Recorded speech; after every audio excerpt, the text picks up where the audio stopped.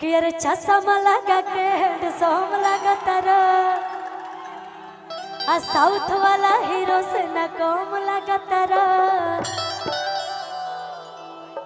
कि चश्मा लगा के हैंडसम लगा तारा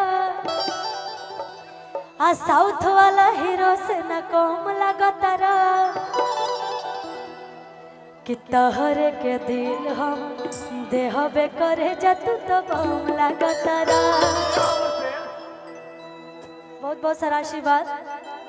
और आप लोग के लिए हम ये गा रहे गाना बहुत बार गाए हैं लेकिन फिर आप लोग कहते कि चश्मा लगा के हैंडसम लगा तारा साउथ वाला हीरो से न कम लगा तारा चश्मा लगा के हैंडसम लगा तारा साउथ वाला हीरो से न कम लगा तारा। टिंकू भैया की तरफ से बहुत सारा आशीर्वाद बा कि तहरे के दिल हम देहबे करे जतू तो बम लगा तारा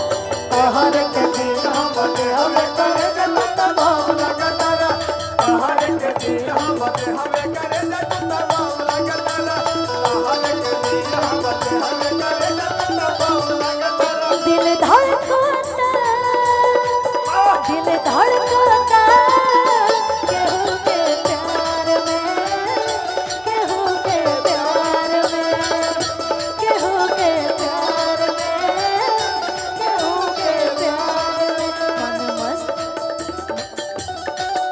दिल डूबल प्यार के कस्ती में मन मस्त भइल मस्ती में दिल डूबल प्यार के कस्ती में रोहे न अखियाँ रोजे इंतजार में दिल धड़कता केहू के प्यार में केहू के प्यार में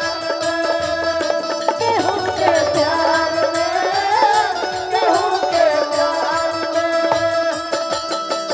तोहरे के दिल हम देहबे करे जतू तो बम लगा तारा क्या बात है। देहबे करे जतू तो बम लगा तारा। एक बार मुखिया जी के लिए आप लोग जोरदार ताली बजा दीजिए भाई। लड़के कहती है हीरो हो धीरे धीरे हंस के रोहेला दिलवा में धस के हीरो हीरोइन पे बात के पहले दिलवा में बात के हीरो हो धीरे धीरे हंस के रोहेला दिलवा में धस के हीरो हीरोइन पे बात के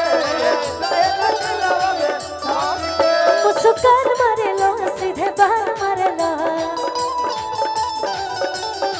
आ जाने कोई के करे जा हमर जान मारे लो ओ और सेट को के दाढ़ी चमाचम लगा तारा हम है माने तू धरम लगा तारा तोहरे के दिल हम देहबे करे जतू तो बम लगा तारा तोहरे के दिल हम देहबे करे जतू तो बम लगा तारा तोहरे के दिल हम देहबे करे जतू तो बम लगा तारा तोहरे के हम क्या बात है। और एगो गाना बड़ी